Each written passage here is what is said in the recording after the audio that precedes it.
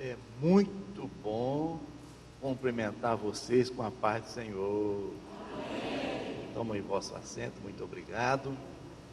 Quero com muita alegria agradecer a Deus por este privilégio, por esta honra enorme de poder estar aqui na cidade de Limeira, na Igreja Assembleia de Deus, juntamente com vocês, para adorarmos a Deus.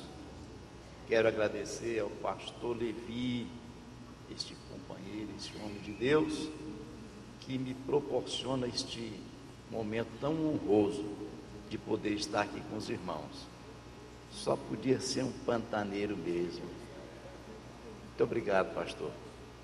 Não vou esquecer nunca mais da sua amabilidade, da sua hospitalidade. Muito obrigado, meu querido irmão e a sua esposa Mantânia. Que Deus abençoe esta família cada vez mais. Nosso patriarca, pastor Joel. Eita coisa boa. Que alegria, meu amigo, poder reencontrá-lo. Que Deus possa continuar renovando o irmão fisicamente, para que o Senhor continue ainda fazendo muita coisa para Jesus na face da terra. É uma alegria. Muito obrigado por tudo. Quero agradecer também a oportunidade de ser tão bem recepcionado pelo irmão João e também pelo irmão Amarildo, esses dois companheiros que Deus colocou no nosso caminho aqui. A alegria de poder rever pastor Jefferson, sua família. Deus abençoe. Irmãos, antes de falar sobre as 4 fases da chamada, eu quero falar de uma cidade muito bonita que existe no mundo, que é a cidade de Corumbá. A cidade de Corumbá, no idioma tupi-guarani, significa terras longínquas. E eu digo sempre, Corumbá ou é o começo ou o fim do mundo. Está justamente nas margens do rio Paraguai, na divisa com a Bolívia e com o Paraguai. É uma cidade muito bonita, de 231 anos, uma cidade que está no coração do Pantanal.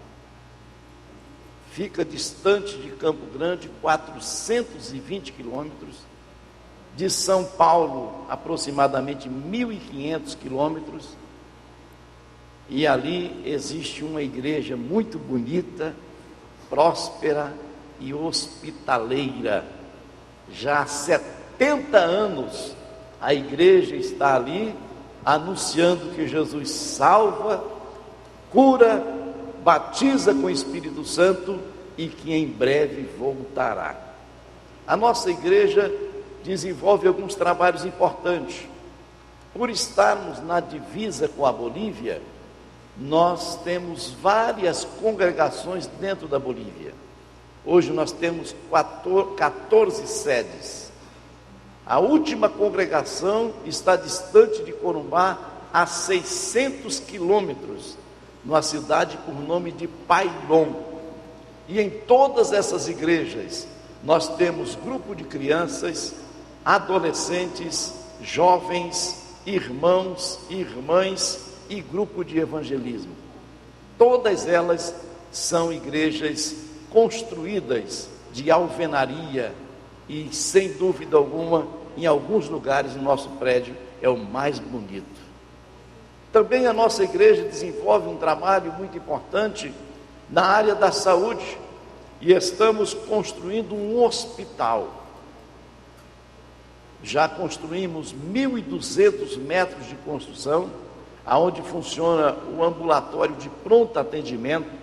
Nós demos uma paradinha agora, mas vamos reiniciar após o período eleitoral. Já começamos mais 1.870 metros de construção, onde teremos 50 leitos, 300 cirúrgicos e outras dependências. E a nossa meta é o seguinte: entrou no nosso hospital, tem que ouvir falar de Jesus na marra. porque está ali internado, não tem como sair, né? Ore por nós. Nós já compramos mais alguns terrenos, aonde estaremos também construindo a maternidade. É muito difícil construir um hospital, não é fácil, só pela misericórdia de Deus. As dificuldades são enormes, até porque quem domina esta área da saúde no Brasil, ou é a Igreja Católica, ou é o Espiritismo. Mas a Igreja Assembleia de Deus, naquela região, está construindo um hospital para a glória do nome de Jesus. Também estamos evangelizando a população ribeirinha do Rio Paraguai e seus afluentes, através dos barcos Bom Pastor. Inclusive, alguns irmãos já acompanharam, através do Jornal Nacional, 2 matérias alusivas a esse trabalho que desenvolvemos.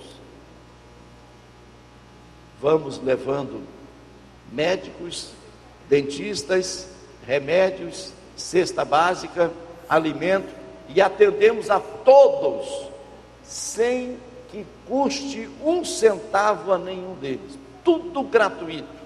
E levamos também a mensagem da palavra de Deus, que é a que resolve a dificuldade da alma do ser humano. Aí, para encerrar Então, essa irmãos, introdução orem por aqui, nós, estamos de ali que trabalhando. Deus é que escolhe quem Ele quer, isso é privilégio dele, Ele não abre mão, viu? Ele não abre mão.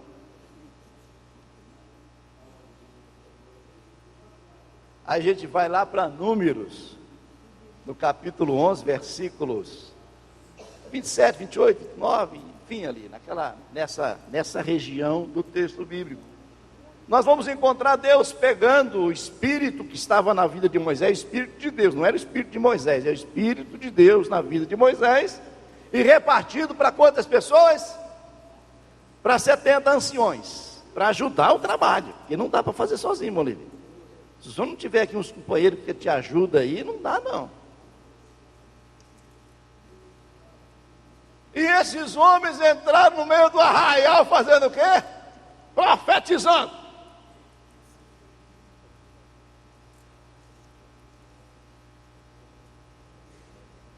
E parou.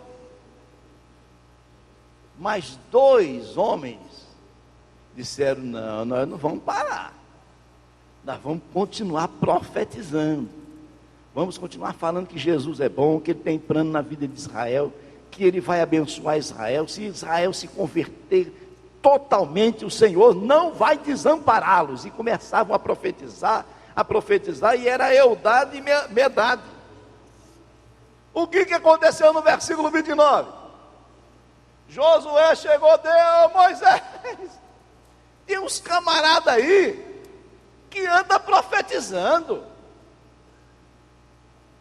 O que é que Moisés disse para ele? Você está com ciúme de quem está fazendo a obra de Deus. Você, Josué, que é um capitão que está aqui comigo, você está tendo ciúme de quem está profetizando sobre Deus, falando de Deus, anunciando de Deus ao povo. Aí Moisés disse: eu queria que todo israelita fosse profeta, rapaz.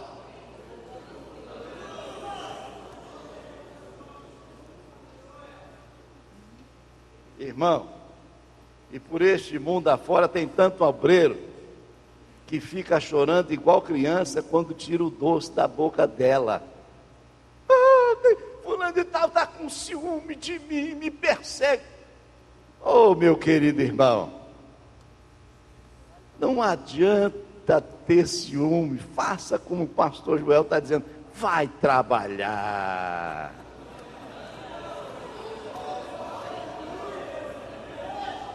Diga para o irmão que está ao seu lado: eu não estou nem aí com os ciumentos, eu vou continuar trabalhando.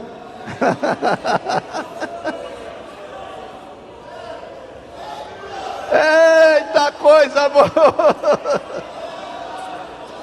Aleluias! Aleluias! Olha, irmãos, pelo menos essa primeira fase aqui da chamada do obreiro, nós vamos meditar. sobre a conversão.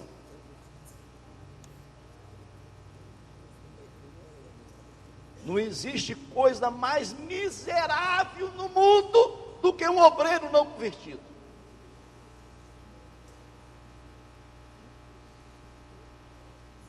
Um obreiro que não é crente é a coisa mais triste deste mundo. É pior do que a bomba atômica que soltaram em Hiroshima. Ele mata muita gente, ele destrói muita coisa. Ele escandaliza o evangelho, ele entristece os céus. A primeira fase de uma pessoa que quer ser obreiro, que quer trabalhar para Jesus, ele tem que ser convertido. Por que convertido? Porque tem muita gente que entra na igreja por convencimento. Ele se convenceu que queria casar com a fulana de tal, então ele virou crente. Ele convenceu que na igreja, pastor Levi, os pastores ficam ricos, então ele quer ser obreiro, quer ser crente para ficar rico também. E tem um bocado de gente despreparado aí, que aparece, inclusive, usando meios de comunicação, dizendo, vem para cá que você está quebrado, aqui você vai ficar, aqui é melhor que o Banco Central. Aí as pessoas vêm para cá por interesse, que achou bonito as irmãs cantarem, o coral cantar, a orquestra cantar, porque ele achou bonito a teoria da igreja, né? A liturgia da igreja, não, eu vou ficar por aqui mesmo e tal. Mas para esta função ministerial, se não for convertido, não vai para frente. Tem que ser convertido mesmo. E não existe um texto mais completo de conversão do que o capítulo de número 9 de Atos dos Apóstolos. Aí nós vamos verificar, irmãos, a verdadeira conversão. Até porque o título desse texto bíblico, até o versículo 18, fala a conversão de Saulo no caminho de Damasco.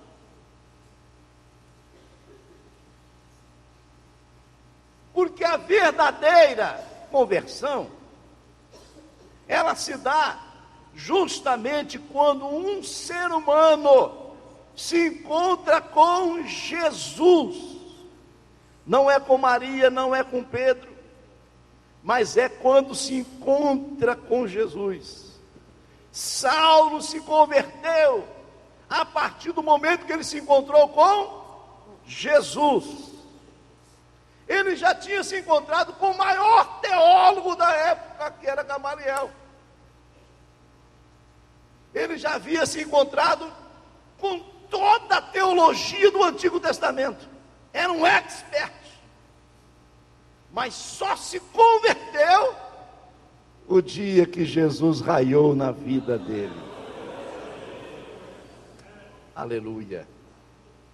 A conversão, ela só é conversão quando a pessoa se encontra com Jesus. Aleluia, tem uma experiência de ver o Mestre, de sentir Jesus. Aleluia. Não existe conversão sem que a pessoa se encontre com Jesus e se renda ao domínio dele e deixa ele entrar para dentro de si e fazer morada.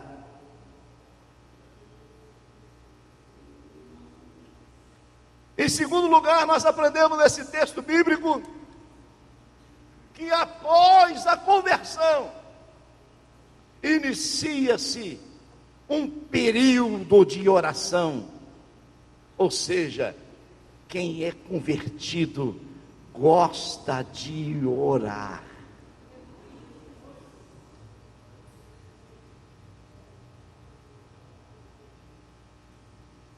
Tem obreiro que não gosta de orar?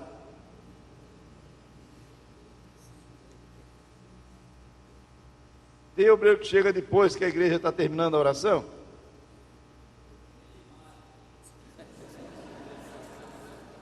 Irmão, eu vou até tomar um pouquinho de água.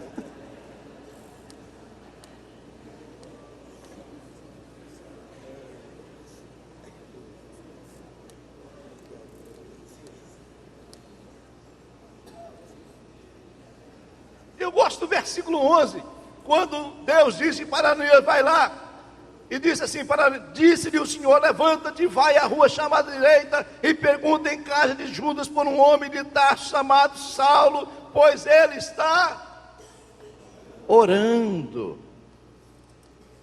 Ah, pastor, nós não podemos dobrar os joelhos no dia de domingo. Lá em Corumbá é meia hora antes de começar o culto de joelho. E até as pessoas não são crentes, dobram o seu joelho aí também para buscar Jesus. É para converter genuinamente. Porque quem se converte orando, ele tem uma vida inteirinha de oração. Eu conheci um pastor, que inclusive, um certo dia nós estávamos comentando, como é que a igreja deste pastor é tão grande, tão cheia de crente, e ele era um pastor semi-analfabeto, falava com muita dificuldade, com muitos erros de português. E por que a igreja dele era tão cheia assim de crente? Sabe por quê? Nós descobrimos, é que todo dia, antes de começar o culto, era 2 horas de oração de joelho. De domingo também. Aí nós estamos encontrando esse capítulo de número 9, que Saulo se encontrou com Jesus e disse, eu tenho que ter uma vida de oração para ser bem sucedido. Oh, glória a Deus. Diga para o irmão que está ao seu lado, você não vai a lugar nenhum sem orar. Não vai. Não vai. Não tem jeito, meu irmão.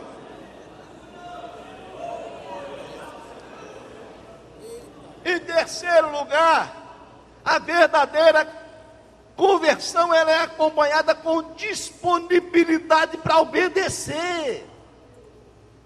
Não é porque eu aceitei a Jesus, que eu sou uma pessoa de oração, que eu tenho que fazer o que dá na minha cabeça. Eu tenho que obedecer os projetos de Deus. Eu tenho que ser um crente obediente à lei de Deus, aos mandamentos do Senhor, à doutrina da igreja. Eu não posso querer ser desobediente e achar que eu tenho que ser o crente do jeito que eu entendo. Não, uma vida de conversão é uma vida que está disponível a obedecer aquilo que Deus determina. Aleluia, glória a Deus. E quando Saulo se converteu, ele era um grande teólogo, mas já se colocou à disposição do Senhor, dizendo para Deus no versículo de número 6, Senhor, o que queres que eu te faça? Eu estou disponível em obedecer a Deus, eu quero obedecer ao Senhor. Em quarto lugar, crer no batismo em águas. A verdadeira conversão é esta, eu acredito no batismo em águas. Mas pastor João, o senhor vem numa escola bíblica falar para obreiros acreditar no batismo em águas? Porque, irmãos, eu já fui pastor em uma cidade aonde nós tínhamos dificuldade com a congregação cristã do Brasil. E presbíteros se batizaram de novo lá. Diáconos se batizaram de novo lá.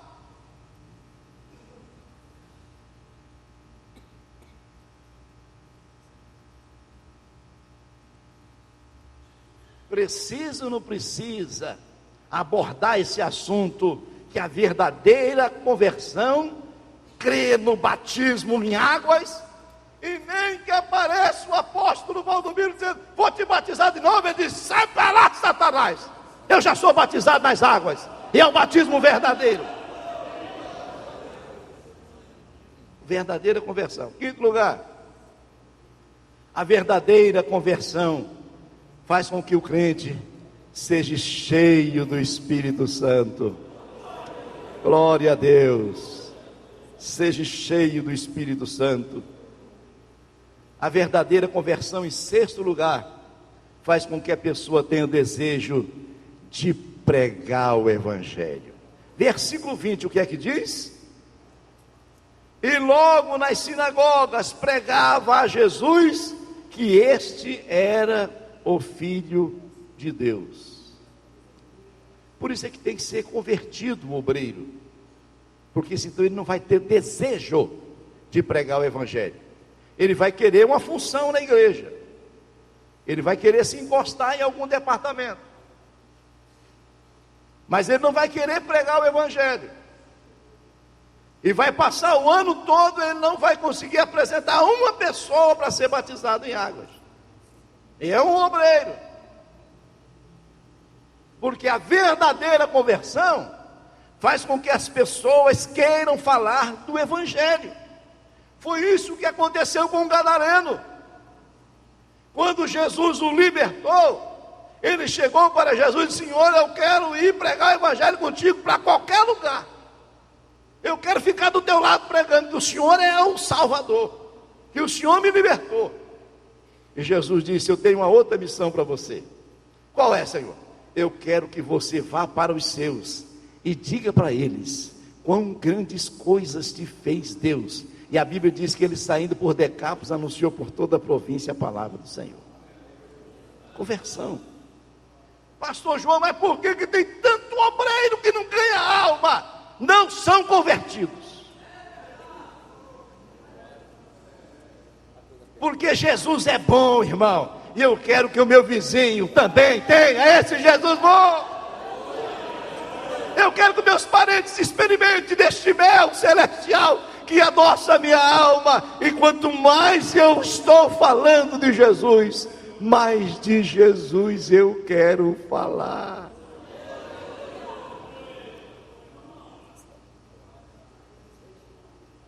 E aqui nesse versículo de número 9 de Atos dos Apóstolos, nós encontramos o seguinte: que a verdadeira conversão, o verdadeiro convertido, ele crê na autoridade e na unção da liderança. A verdadeira conversão faz isso. Quando você vê um crente falando mal do pastor, falando mal de alguma liderança da igreja, ele não é convertido.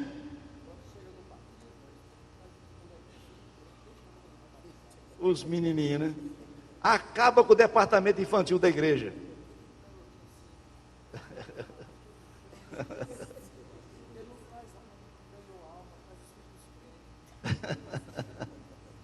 Glória a Deus. Obrigado, pastor Joel. É verdade, irmãos.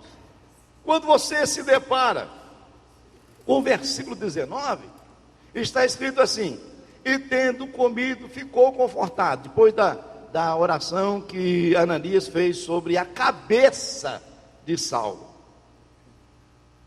E este Saulo diz o seguinte: alguns dias ele esteve alguns dias com os discípulos que estavam em Damasco. Por que é que ele ficou alguns dias com os discípulos? Porque ele acreditava e ele aceitava a autoridade dos discípulos e a unção de Deus sobre os discípulos.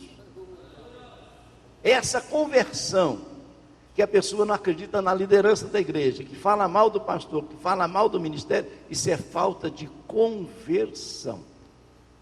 Porque o crente convertido, o obreiro convertido, ele respeita a hierarquia, e ele sabe que existe um Deus que chama obreiros e coloca na frente do rebanho, para que naquele dia apresente ao Senhor um povo santo, zeloso, especial e de boas obras.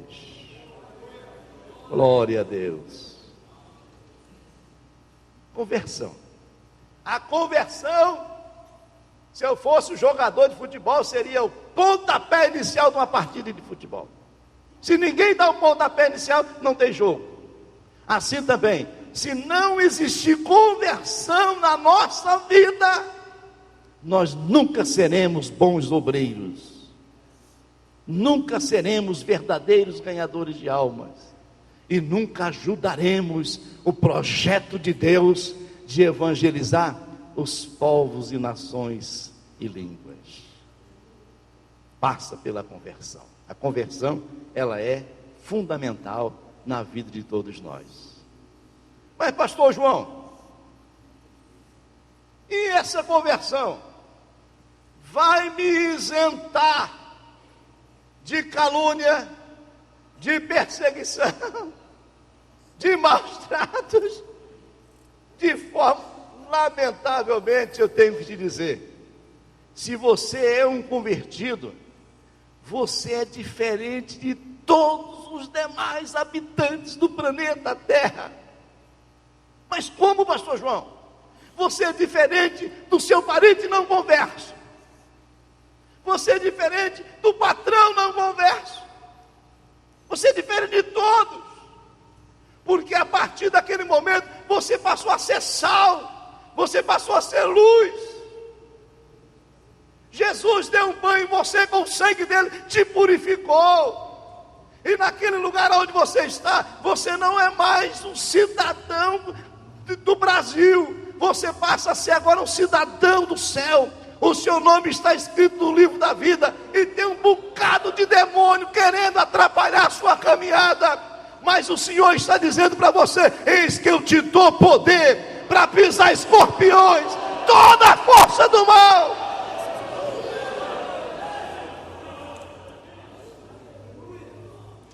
Aramacantalai. O convertido não dá marcha ré diante das provas, diante das lutas, diante das perseguições. Não dá marcha ré, porque a Bíblia está dizendo aqui nesse capítulo de número 9, que Saulo era perseguido. Porém o versículo 22 diz assim: e ele se esforçava muito mais. O crente é o seguinte: se persegue ele é pior, e é que ele quer ser crente mesmo. O convertido é assim. Se apertar ele, fica pior. Aí é que ele quer dar glória a Deus mesmo na igreja. Aí é que ele vai pregar. Xaramacandanarabachai. Você está sentindo a presença de Jesus aqui? Aleluia. Se você não está com a Bíblia aberta, abra ela. Já estamos encerrando, viu, pastor Levi? Já estamos encerrando. Nós estamos aí olhando em Atos capítulo 9, não é isso? A Bíblia diz que Saulo, porque era convertido, ele se esforçava em pregar o evangelho, conforme o versículo 22. Mas veja bem o que diz o versículo 23. Vamos ler todos juntos? Atos 9, versículo 23. Diz assim, vamos lá? E tendo passado os judeus tomaram conselho entre si para o matar. Por que é que eles queriam matá-lo? Ele fez alguma coisa de mal? Ele maltratou alguém? Ele se levantou contra César, contra as leis romanas? Ele se levantou contra as leis do Antigo Testamento? Não. Por que queria matá-lo? É porque ele agora era um verdadeiro cristão. Irmão, me diga uma coisa. Alguém precisa profetizar para você que tem alguém querendo te matar? Hã? Alguém precisa profetizar para você? Olha, tem gente que está querendo te matar. Alguém precisa profetizar para você dizendo assim: olha, fizeram macumba para você. Botaram o seu nome lá na boca do sapo.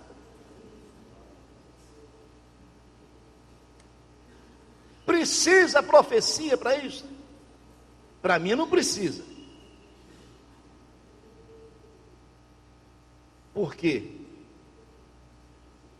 Porque nós estamos aqui lutando contra o reino das trevas. Não é brincadeira, tem gente que brinca de ser obreiro e ele acha que estamos aqui por status, que nós estamos aqui porque pertencemos a uma grande sociedade. Nós estamos aqui porque nós estamos numa guerra, e não é contra a carne, não é contra o sangue, é contra as potestades, é capetada dia e noite, lutando, mas nós vamos vencendo, porque quem está na nossa frente é Deus. E cai 1000 à sua direita, 10.000 à sua direita, e você não será atingido, e praga alguma chegará à tua tenda.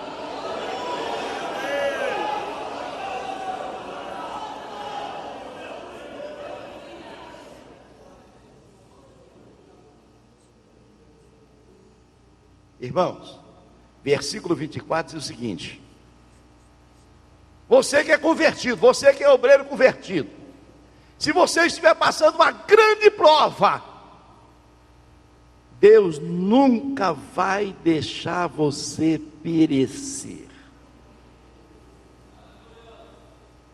Deus vai abrir uma porta para você. Deus vai usar alguém para te ajudar. Esse versículo aqui não diz como é que essas pessoas souberam, mas apareceram os discípulos lá, não dá para entender como é que eles conseguiram, a não ser olhar pelos olhos da fé. O Espírito Santo lhes revelou, dizendo: olha, vão ajudar Saulo porque querem matá-lo, e já estão guardando na porta, e vocês vão preparados. Faça alguma coisa, não deixa matá-lo, porque eu tenho plano na vida dele. E de repente aparecem esses discípulos aqui, que a Bíblia não diz o nome deles, e eles chegaram lá dizendo: olha, irmão Saulo, é o seguinte, tem gente guardando lá na porta, quando você for sair vão te matar, mas nós estamos aqui, ninguém vai colocar a mão em você. Você é protegido por Deus, você é enviado por Deus, Jesus te escolheu para você ganhar almas para Ele. E olha, nós estamos aqui está o cesto. Nós trouxemos aqui nós viemos com um cesto, aqui está um cesto. Entra dentro do cesto, porque nós vamos descer você pela janela, e você vai continuar pregando o Evangelho, porque Deus quer que você continue pregando o Evangelho. O senhor permite eu pedir aos irmãos para colocar-se de pé? Xarabacandanarabachai.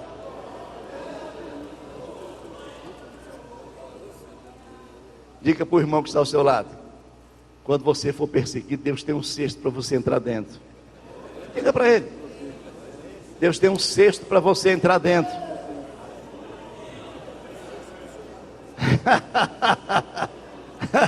Ô meu companheiro, irmão Levi, lá no Pantanal tem uma expressão seguinte: quando o camarada quer fazer alguma coisa e não consegue fazer, irmão Joel, diz assim: o camarada ficou chupando o dedo. Aqueles camaradas que vieram para matar Paulo lá na porta, ficaram todos chupando o dedo, porque Paulo saiu pela janela e continuou pregando o Evangelho, porque Deus preparou um cesto para ele. Eu não sei qual é a perseguição que você está sofrendo. Eu não sei se você está sofrendo uma perseguição de ordem espiritual, de uma ordem familiar. Não sei se você está sofrendo de ordem física, mas eu quero dizer uma coisa para você: Deus vai te dar vitória. Você é chamado de Deus. Oh, diga a Deus: eu creio na sua providência. Diga a Deus: eu creio na providência. Eu creio na providência de Deus. Deus vai abrir uma porta para mim passar.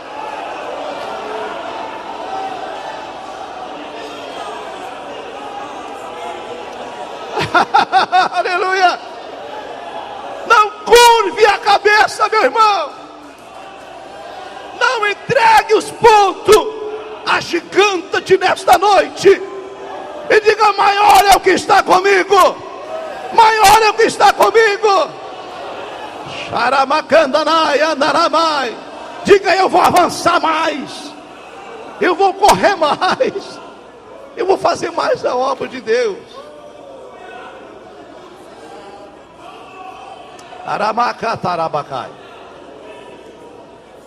Pastor Levi, eu fico admirado quando Deus mandou Noé construir a arca. Deus mandou Noé fazer a arca com 3 compartimentos. O primeiro compartimento, que é o primeiro porão, ficou os animais. O segundo compartimento ficou a alimentação. E o terceiro ficou Noé com a família. A Bíblia diz que o anjo fechou a porta por lá de fora e acabou. E tome água. Água, água, água, água, água. Mas você vai ver que Deus mandou fazer uma coisa na arca, pastor Joel. Mandou fazer uma janela em cima. Para quê?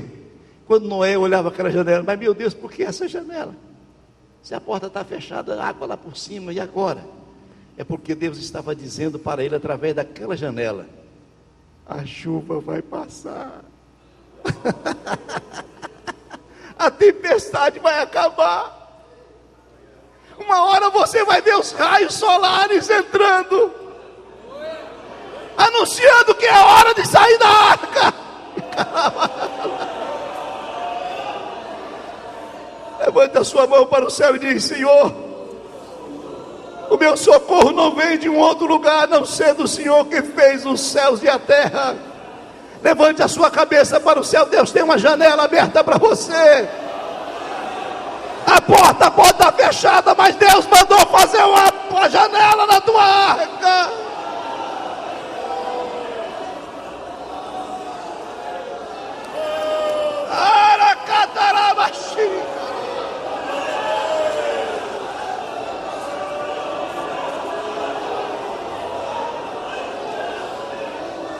A chuva vai passar. O vento vai parar de soprar.